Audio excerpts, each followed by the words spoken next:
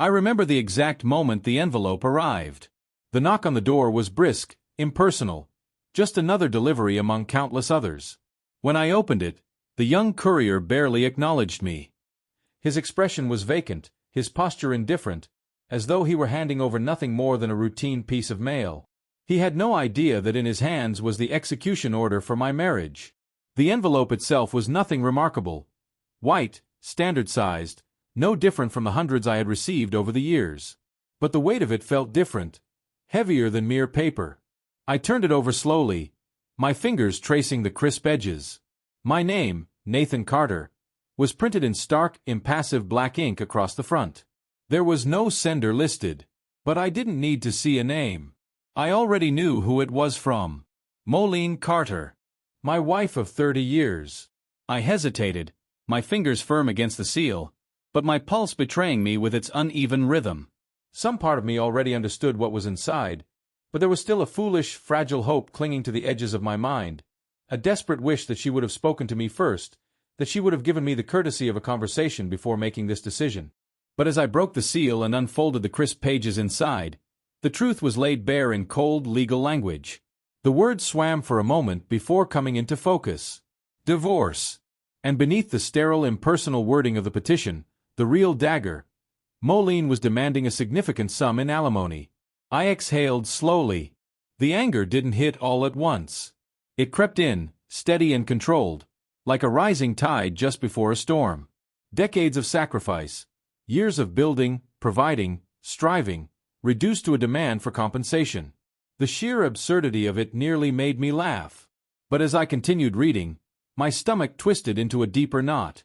She had signed it without a single word to me. No discussion, no warning. Just a neatly stacked set of documents, a declaration that I, the man who had built everything we had together, now owed her for the privilege of leaving. And then, the final twist of the knife. Lily. Our daughter.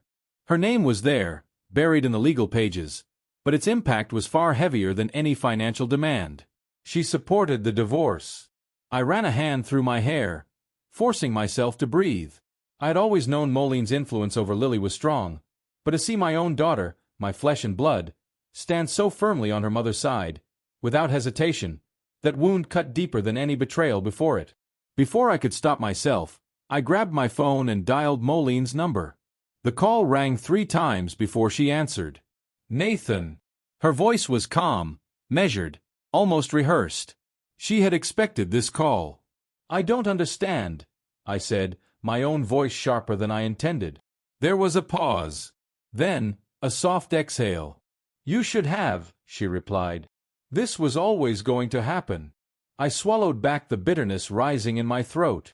You didn't think we should talk about it first? Moline let out a small, almost amused laugh. Talk about what, Nathan? You're never here. Always in meetings, always on airplanes. It's time I started thinking about my own happiness. My grip on the phone tightened. And what about Lily? Don't bring Lily into this, she snapped, her voice laced with real emotion now.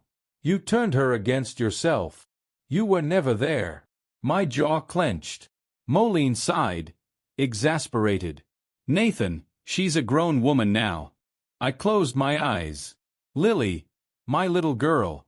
The child who used to run into my arms when I came home, who used to fall asleep on my shoulder as I carried her up to bed. Now, when I walked through the door, she barely looked at me. I softened my voice. Moline. She cut me off. Our lives will be easier this way. She spoke as if I had already been erased, as if my role in their world had long since ended. I inhaled sharply, my gaze falling to the divorce papers spread out on the table before me. The ink had dried. The decision had been made. You finally got what you wanted, I murmured. Moline hummed in quiet acknowledgement. Let's not make this harder than it needs to be. But I wasn't listening anymore. Something inside me shifted.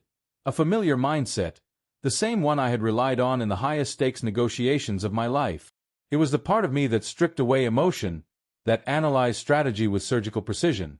Moline thought she had won. She believed I would surrender without a fight, that I would let her take everything without resistance. But she had underestimated me.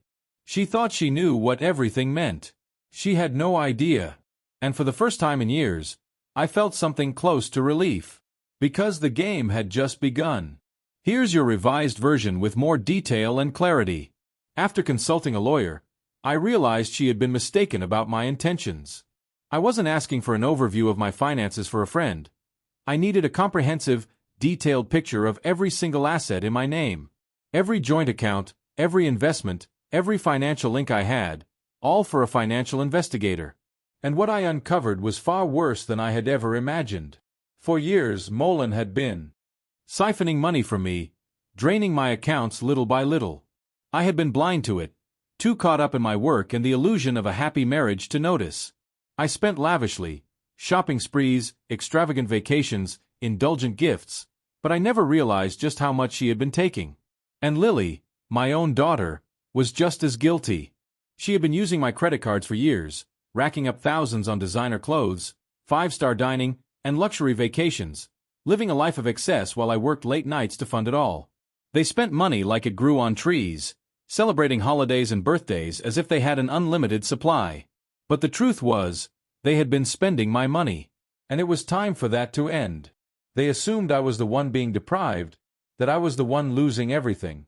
They had no idea how much I had already set in motion. I had begun rewriting the rules of the game, and the first step was restructuring my assets. Molen wanted everything to be amicable, wanted me to hand over everything without a fight. And I did, just not the parts that mattered. Within a week, I had transferred ownership of everything that looked valuable but held no real worth to me. The luxury condo? No longer in my name. The stocks? Liquidated. The house? It had never been mine to begin with.